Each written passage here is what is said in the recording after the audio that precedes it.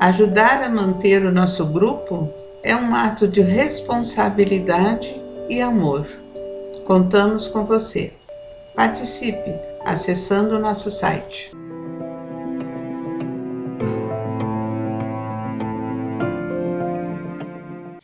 Olá, meus amigos, muito especial, os trabalhadores, né, do Grupo Espírita Francisco Xavier, os seus simpatizantes também, que agora acompanham nossos trabalhos no canal.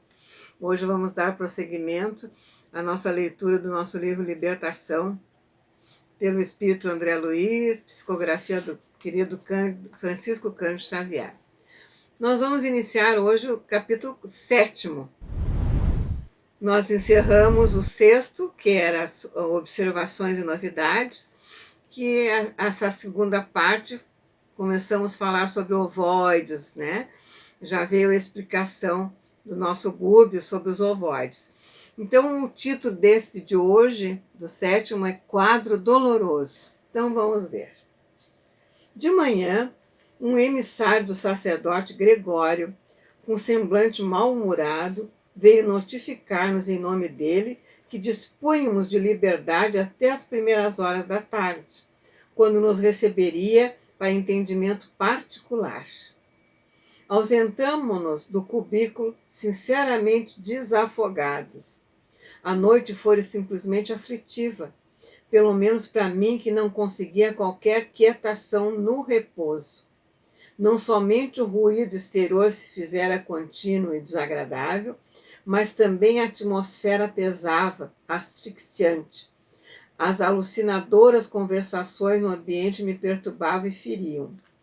Convidou-nos Gúbio a pequena excursão educativa, asseverando-me bondoso: vejamos, André, se poderemos aproveitar alguns minutos estudando os ovoides. Esse capítulo aqui é de grande ensinamento. Eloy e eu acompanhámo-lo satisfeitos. Coalhava-se as ruas e tipos característicos da anormalidade deprimente.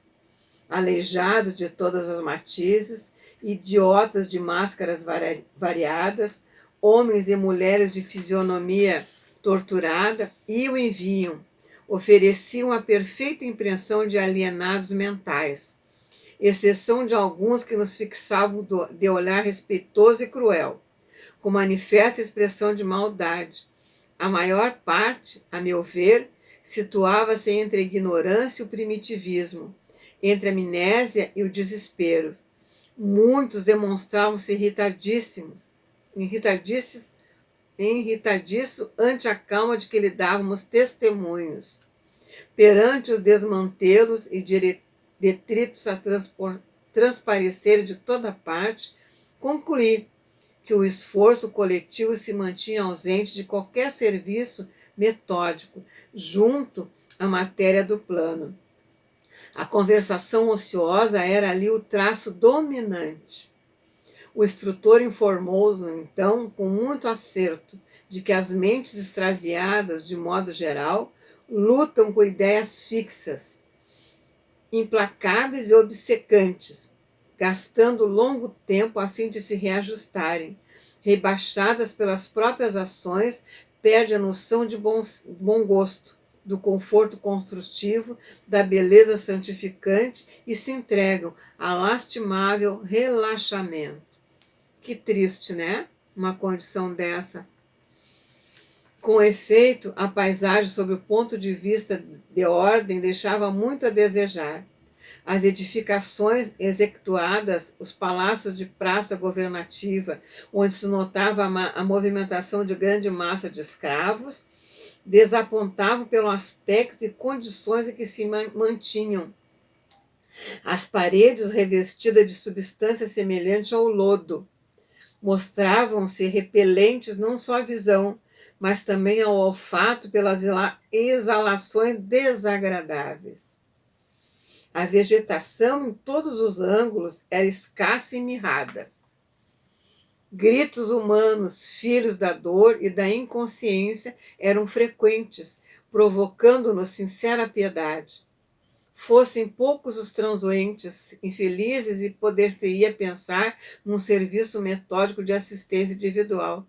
Mas que dizer de uma cidade constituída por milhares de loucos declarados? Dentro da decolmeia dessa natureza, o homem sadio que tentasse impor socorro ao espírito geral não seria efetivamente o alienado mental aos olhos alheios? Impraticável, por isso, qualquer organização beneficente visível, a não ser através de serviço arriscado com aquele que o nosso instrutor se incumbira, tocado pela renúncia na obra de santificação com o Cristo. Além das perturbações reinantes, capazes de estabelecer a guerra de nervos nas criaturas mais equilibradas da crosta do mundo, pairava na atmosfera sufocante nevoeiro, que mal nos deixava entrever o horizonte distanciado. O sol, através de espessa cortina de fumo, cuja procedência me não foi possível determinar, era visto por nós à semelhança de uma bola de sangue afogueado. Eloy, forçando o bom humor, perguntou a propósito se o inferno era um hospício de proporções assim tão vastas, ao que o nosso orientador respondeu aquecendo e informando que o homem comum não possui senão vaga ideia da importância das criações mentais da própria vida. Já só. A mente estuda, arquiteta, determina e materializa os desejos que lhe são peculiares na matéria que a circunda, esclareceu Gúbio atencioso, e essa matéria que lhes plasma os impulsos é sempre formada por vidas inferiores inumeráveis, em processo evolutivo nos quadros do universo sem fim.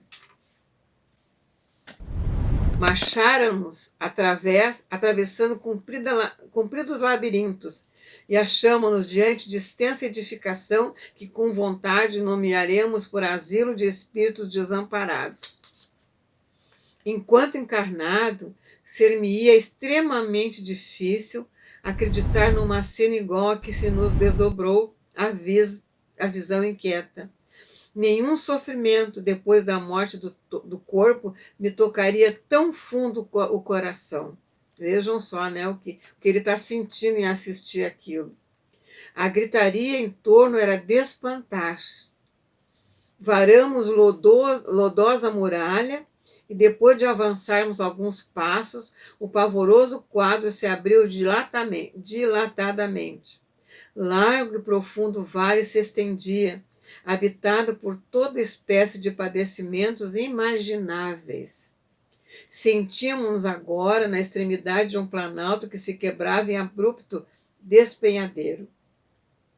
À frente, numa distância de dezenas de quilômetros, sucediam-se furnas e abismos, como se nos situássemos perante imensa cratera de vulcão vivo, alimentado pela dor humana, porque lá dentro turbilhões de vozes explodiam ininterruptos, parecendo estranha mistura de lamentos de homens e animais. Tremeram-me as fibras mais íntimas, e não só em mim, mas igualmente no espírito de Eloy, o movimento era de recuo instintivo. O orientador, no entanto, estava firme. Longe de endossar-nos a fraqueza, ignorou-a deliberadamente e asseverou calmo.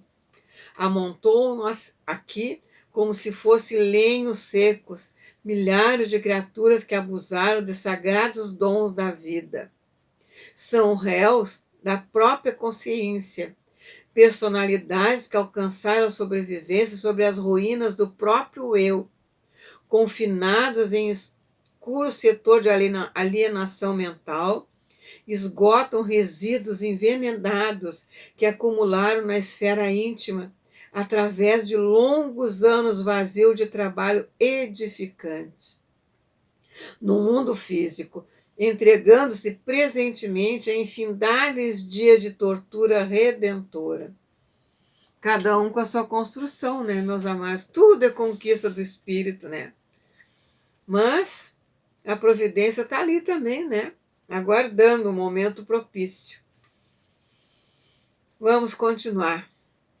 E talvez porque nosso espanto crescesse à vista da tela aflitiva e tenebrosa, acrescentou sereno: não estamos contemplando senão a superfície de trevosos cárceres a que se confundiram com os precipícios subcrostais?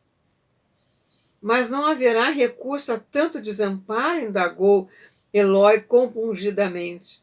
Gúbio refletiu alguns momentos rápidos e aduziu com tom grave: quando encontramos um morto de cada vez, é fácil conceder-lhe sepultura condigna. Mas se os cadáveres são contados por multidões, nada nos resta senão adotar a vala comum.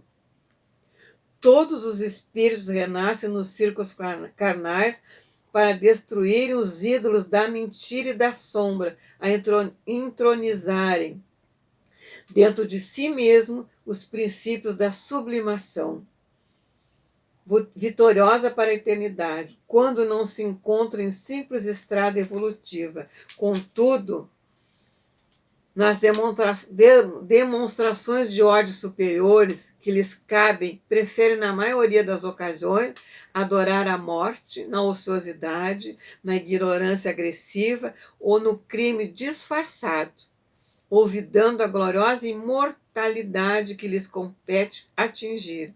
Ao invés de estruturarem destino santificante com vistas ao porvir infinito, menosprezam oportunidades de crescimento, fogem ao aprendizado salutar e contraem débitos clamorosos, retardando a obra de elevação própria.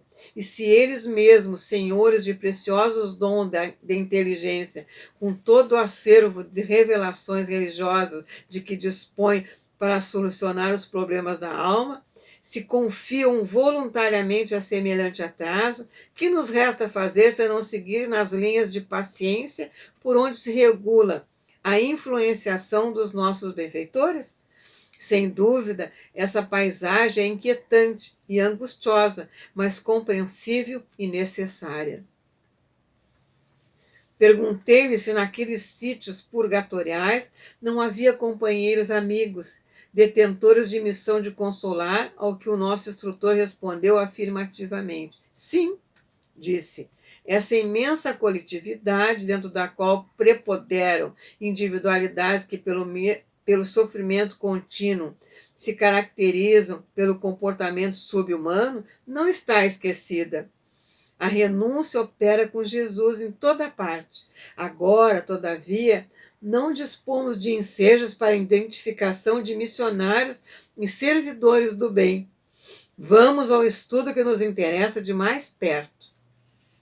Descemos alguns metros e encontramos a esquálida mulher estendida no solo. Gúbio nela fixou os olhos muito lúcidos e, depois de alguns momentos, recomendou-nos seguir as orientações, a observação acurada. Vês realmente, André? Inquiriu o paternal. Percebi que a infeliz se cercava de 3 formas ovoides, diferenciadas entre si nas disposição e nas cores que me seriam, porém, imperceptíveis aos olhos, caso não desenvolvesse ali todo o meu potencial de atenção. Reparo, sim, expliquei curioso, a existência de 3 figuras vivas que se lhes justapõem ao perispírito, apesar de se expressarem por intermédio de matéria que me parece leve gelatina fluida e amorfa. Elucidou Gúbio sem detança. São entidades infortunadas, entregues aos propósitos de vingança e que perderam grandes patrimônios do tempo, em virtude da revolta que lhes atormenta o ser. Gastaram o perispírito sob inenarráveis tormentos de desesperação. Imantam-se naturalmente. A mulher que odeia, irmã esta que por sua vez ainda não descobriu que a ciência de amar é a ciência de libertar, iluminar e redimir. Olha que lindo esse parágrafo, esse final. A ciência de libertar,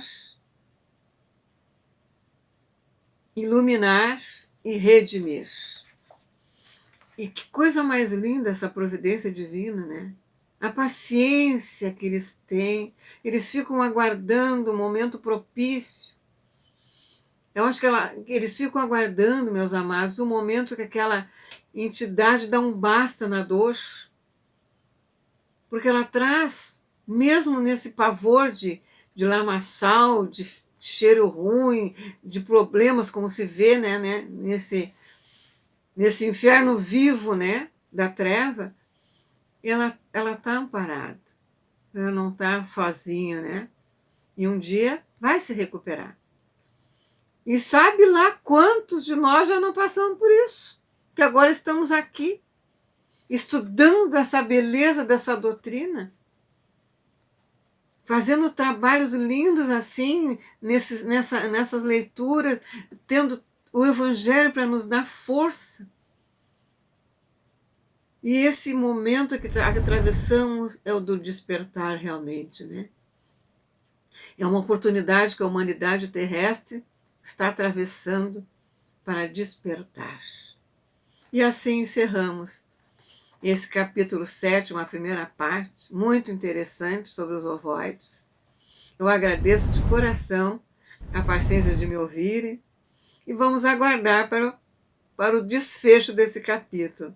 Um grande abraço a meus amigos, irmãos em Cristo, dessa jornada terrena, né, dessa caminhada que agora abraçamos, e é com o coração cheio de gratidão a Deus que encerramos essa leitura. Que o Pai, amoroso e bom, continue nos amparando. Que assim seja. Ajudar a manter o nosso grupo é um ato de responsabilidade e amor. Contamos com você. Participe acessando o nosso site.